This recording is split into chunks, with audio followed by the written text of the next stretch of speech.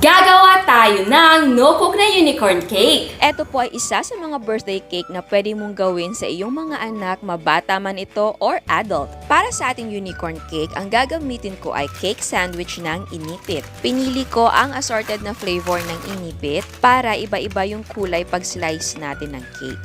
Pero kung gusto nyo one flavor and one color lang yung cake ay pwede naman. Ito lang kasi unicorn cake so mas maganda iba-iba ang kulay. Para naman sa crackers, ang gagamitin ko ay honey graham crackers. Para sa cream mixture natin, gagamit tayo ng isang can ng all-purpose cream, half can naman ng condensed milk. Hahatiin ko ang ating cream mixture. Ang kalahati lalagyan natin ng red food color at strawberry flavor. At yung kalahati ng ating cream lalagyan natin ng vanilla essence. At syempre maglalagay tayo ng gelatin, tutunawin natin yan sa very hot water. Sa nagtatanong kung anong gamit kong gelatin, Furna po ang brand. Pero kahit anong brand ay pwede basta gelatin. So, ang unang gagawin natin ang ating cream mixture. Yes po, isang can lang ang gamit natin na all-purpose cream. Dahil ang plano ko sa ating cake ay konti lang yung ating cream tapos marami yung ating cake. Pero kung gusto nyo na maraming cream, pwede yung gayahin yung mga previous natin na ginawa. At sa mga hindi gagamit ng gelatin, pwede nyo i-apply dito yung ating video na no cook, no gelatin, no mixture na recipe. I-whip natin ang all-purpose cream at high speed until mag-double ang size nito. Again, mas maganda kung chilled overnight ang iyong cream para mas mag-double siya.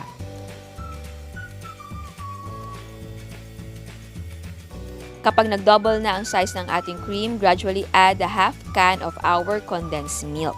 Again, ang ating condensed milk ay chilled overnight din. Ngayon naman, tunawin natin ang gelatin sa very hot water. Dapat i-mix mo ito ng mabilis para matunaw ang ating gelatin.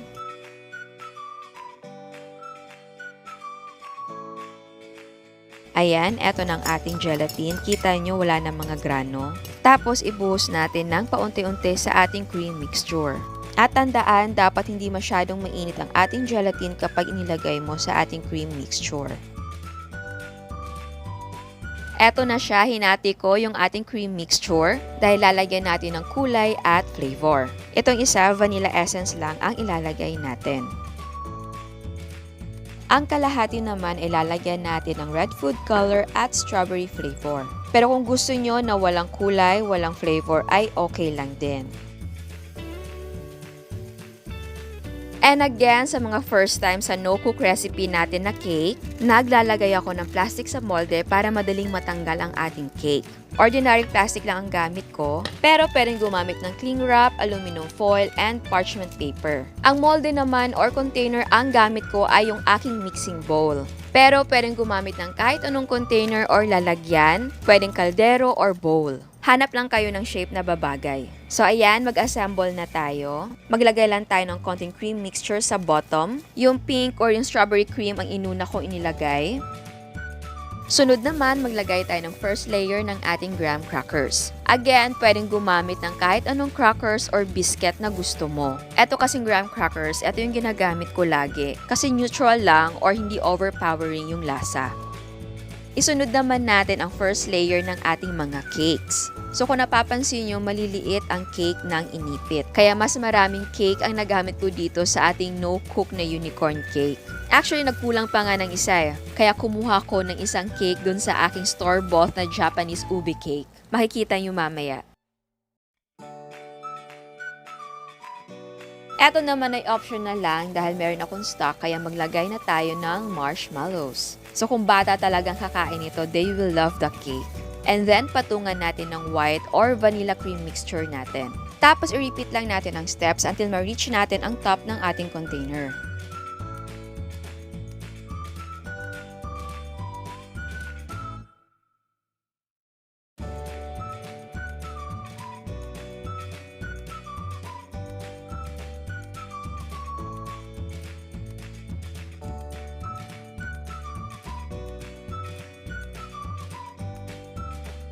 Ayan, ito yung sabi ko sa inyo na kulang ako ng isang cake, kaya kumuha ko ng Japanese ube cake.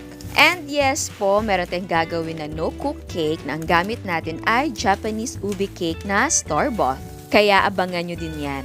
Ayan, so na-fill na natin ang gap na yan. Ngayon naman, takpan na natin ito ng cream mixture.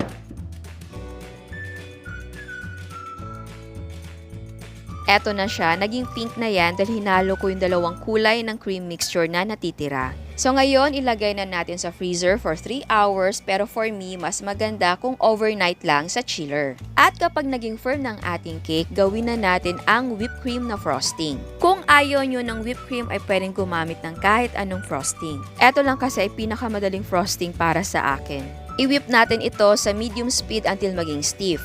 Huwag mo siyang i-underwhip at huwag mong i-overwhip. Actually, itong binili ko na liquid na whipping cream ay ngayon lang ako nakagamit. Ken ang brand nito. Medyo hindi ko siya gamay unlike sa Everwhip at Bunge. Mas okay yun para sa akin. So kung meron kang whipping cream na favorite or nakasanayan, mag-stick na kayo doon. Ayan, eto na ang ating cake. Firm na talaga siya dahil pag touch ko, hindi na dumidikit. I-transfer na natin ito sa ating cake board or sa plato. Ang cake board naman ay pwedeng hindi na bilhin. Mag-cut ka na lang sa karton tapos balutin mo ng aluminum foil. Dahan-dahan ang pagtanggal ng plastic para hindi sumama yung cream. Ganyan ang itsura niya pagtanggal natin. Maganda din siya kasi colorful. Kung ganyan ang gusto mong cake ay pwede din naman. Pero dahil unicorn cake ang gagawin natin, i-frozen natin ang buong cake. At huwag kalimutan na magtira ng 1 to 2 tablespoon ng white na frosting dahil gagamitin natin mamaya sa mata at sa ears. Ilagay na natin sa gitna ng cake ang ating ice cream cone. Ito ang magsisilbing horn ng ating unicorn. So pumili ka ng ice cream cone na matulis ang dulo. Ilagay na muna natin ang cake sa chiller at gawin natin ang colorful na buhok ng ating unicorn. And oo nga pala, ito ang ears ng ating unicorn. Ang ginamit ko din dito ay ice cream cone. Pinorma ko lang siya na ears. Para mas ma-emphasize siya, lagyan natin ng konting frosting. Pwedeng wala na pero mas maganda kung meron.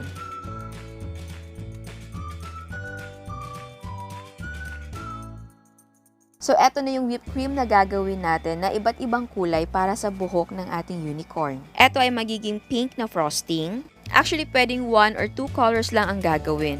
Pero ako, ginawa kong 3 ang kulay ng buhok. And then, i-whip lang natin until maging stiff ang ating mixture.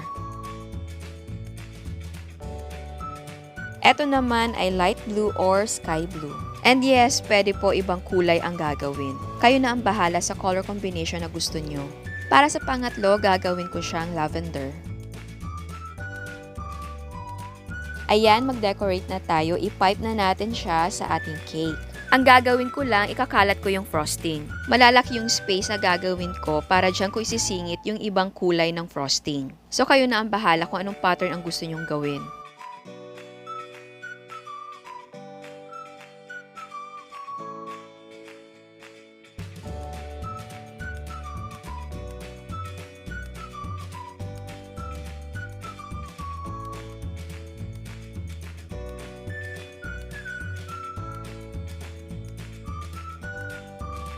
And naglagay na din ako sa gilid, paslant yung gawa natin. Sa harap naman, maglagay tayo ng malaking rosette sa itaas na part. So, eto yung magiging bangs ng ating unicorn. Sorry, hindi nakaharap sa camera kasi nahihirapan ako mag-pipe.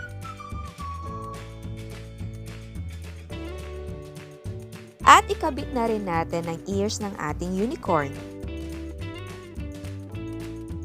Ito yung tinira nating white na frosting. Lagyan natin ito ng black food color. Tapos i-mix natin ng maputi. Ito ang gagawin nating mata ng unicorn. Kung wala kayong black food color ay pwedeng gumawa. I-combine nyo lang ang blue, green, and red. Or kung wala talaga, pwedeng mag-melt ng chocolate. Tapos gumuhit tayo ng upside down na letter U.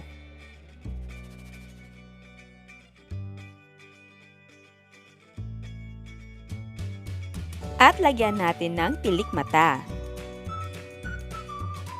And pwede kayong magdagdag kung anong mga sprinkles na meron kayo sa bahay. And bago mo i-serve, pwedeng i-chill na muna ang cake. Ayan, eto na ang ating no-cook na unicorn cake. Pero bago tayo mag-taste test, sa hindi pa nakasubscribe, please subscribe sa ating YouTube channel. And please click the notification bell and please click all para ma-notify kayo sa lahat ng uploads. So ayan, titikman na natin ang ating unicorn na no-cook. Ayan siya. Ayan siya sa loob. Nakikita nyo ba? Ayan. Eto na. So kung napapansin nyo, mas marami yung cake talaga kesa yung ating cream na mixture.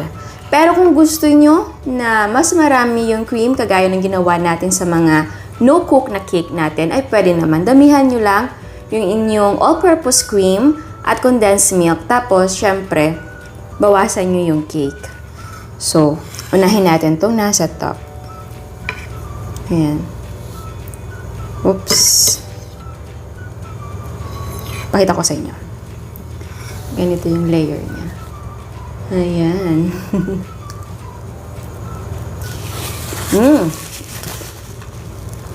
Buko pandan yun. Masarap. Masarap pa rin yung inipit na buko pandan. Bagay siya sa ating cream mixture at ang ating whipped cream na frosting. First time ko gamitin yung brand na whipped cream na ganito. Medyo hindi lang kami magkasundo kasi parang nahihirapan ako na maging sakto yung mixture kasi na-under ko na-under whip ko siya tapos na-over ko naman. Mahirap siyang basta parang hindi kami magkaibigan. Nahihirapan ako. Mas okay sa akin yung gamay ko na si Everwhip at si Bunge. Yun, gamay na gamay ko yung liquid na whipped cream na yun. Ito kasi, nag-buy one, take one. 400 yung isang whipped cream na ganun. Tapos kasi buy one, take one. So, nasa 200 plus na lang siya. At wala din yung brand na gusto ko na bilhin na Everwhip or Bunge. Merong Frosty Boy. Kaso lang, gusto ko sana liquid yung gamitin natin para makita nyo naman kung liquid. Tapos, para din paglagay ng kulay, diretso yung pagbit ko na hindi na ako magtatansya sa water. Alam nyo, dito sa cake na ito, gusto ko rin siya na marami yung inilagay natin ng mga inipit cakes or store-bought na cake kasi siguro din, di ba yung mga nakaraan natin ng mga no-cook, ang dami niyang cream. So, parang mousse talaga halos yung na nakakain natin. Pero dito kasi, as in, para bang kumakain ka ng cake talaga. Alam mo yung parang kumakain ka ng cake talaga na buong cake na walang maraming mousse-like na cream. Ganun yung niya. Ganun yung parang description ko. Okay din na marami yung cake para talagang feel na feel mo na. Alam mo yun? Para ka nag-bake ng cake. And yung marshmallow, ang sarap. Nagbigay ng bagong character yung marshmallow sa ating cake. And good thing na naglagay tayo ng strawberry na cream mixture kasi nagdagdag siya ng lasa. Kasi di ba wala tayong cake na strawberry, ube lang, chocolate, and yung custard, and buko pandan. Masarap na meron siyang strawberry din. Sarap. Promise yan.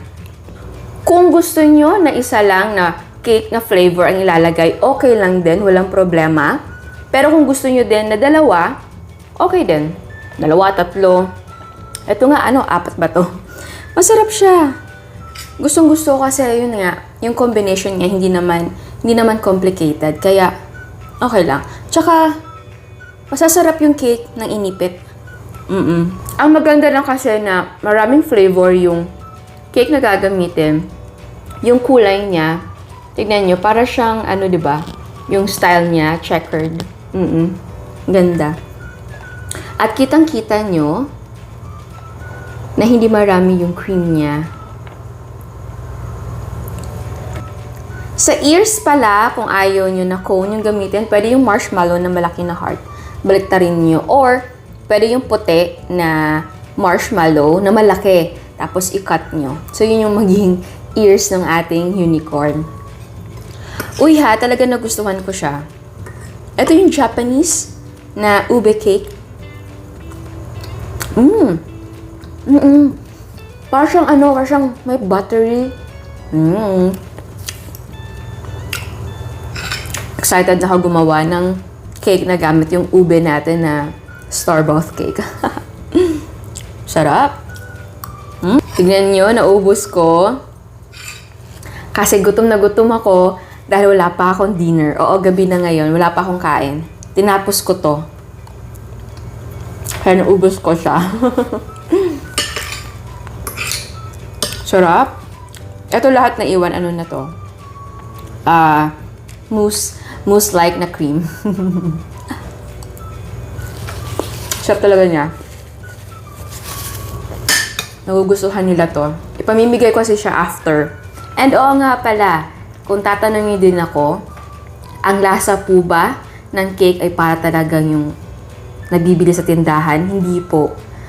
As in, iba talaga. Kahit ako yung gumagawa, pag kumain ako nito, hindi ko maiisip na inipit pala yung kinain ko na cake or binili ko lang sa grocery or sa tindahan. Kasi nga, maiiba talaga yung lasa na niya. Kasi siguro, andun na yung cream mixture na inilagay natin, andun na yung frosting, tapos may mga flavor pa na inilagay dun sa cream. And sa itsura siguro, tapos combination pa ng mga cakes na inilagay natin. Sarap. So sa mga may anak na magbe-birthday at walang oven at ayaw din magluto, talaga, ay kahit steam ayaw, pwedeng ito talaga. Diba? Bili lang kayo ng mga pangdekorasyon. Tapos, assemble nyo lang. Actually, may nag-request, ano daw, birthday cake for boys. May naisip na ako, kulang lang ako sa pangdekorasyon. So, kung may time ako bukas, bibili ako para magawa na natin yon. Kasi nga, maganda din na idea yon para din ma-share ko sa inyo. So, ayan, sana nagustuhan niyo ang recipe natin ngayon. Ciao!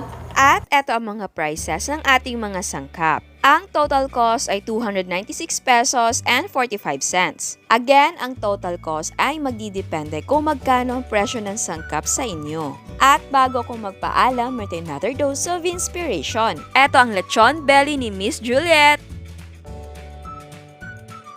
At eto naman ang kanyang mga cakes.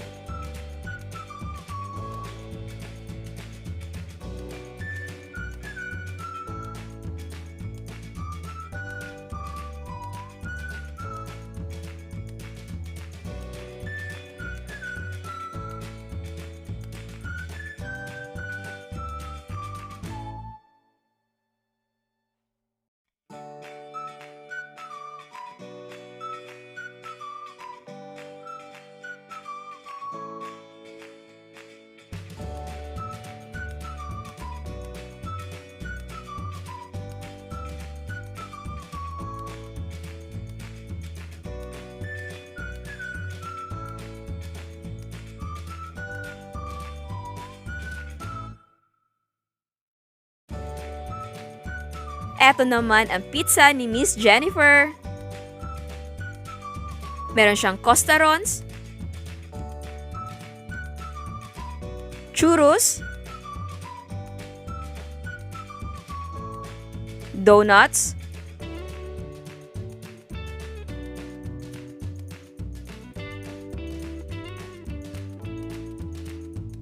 ube ground float, brownies, Oreo pandesal, coconut macaroons, at meron siya mga puto,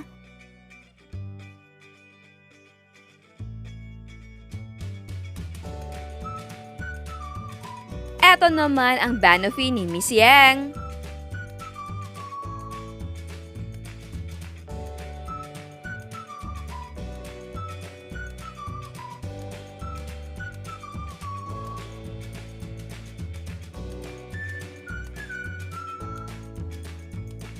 Meron siyang buko pie,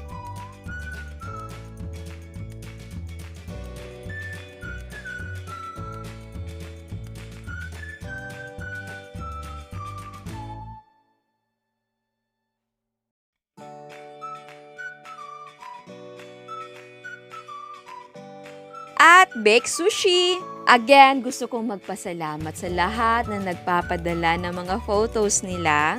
Ako'y nagugutom na naman sa mga ginagawa ninyong pagkain. Nakakatakam at nakakamiss talaga ang mga pagkain na ginagawa ninyo. Salamat talaga at lagi kayong nakatambay sa channel natin. Again, salamat sa suporta na binibigay ninyo. At sa mga hindi pa nakasubscribe, please subscribe sa ating YouTube channel and please click the notification bell and please click all para ma-notify kayo sa lahat ng uploads. And please don't forget to like our Facebook page and follow us on Instagram. Thank you!